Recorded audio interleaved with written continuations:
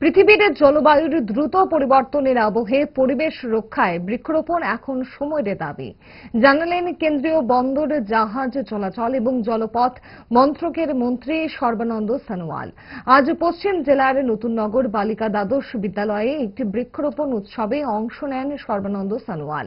সেই কর্মসূচিতে অংশ নিয়ে কেন্দ্রীয় মন্ত্রী প্রধানমন্ত্রীর বৃক্ষরোপণের আহ্বানকে মান্যতা দিতে সকলের প্রতি আহ্বান জানিয়েছেন। परम आदरणीय प्रधानमंत्री जी की आह्वान को लोगों ने मान्यता देते हुए स्वीकार करते हुए आज इसको लागू की है। करोड़ों ऐसे ही सैपलिंग प्लांटेशन की गई है। लक्ष्य है हमें क्लाइमेट चेंज का साथ मुकाबला करने के लिए क्लाइमेट एक्शन लेना होगा। एक क्लाइमेट एक्शन का एक बहुत बड़ा कदम है। इसलिए मैं तो मानता हूं कि परम आदरणीय प्रधानमंत्री ने जो कार्यक्रम देशवासियों को दिया है, इस कार्यक्रम अगर हमेशा हम पालन करें तो निश्चित रूप से ये देश हमेशा प्रदूषण मुक्त भारत।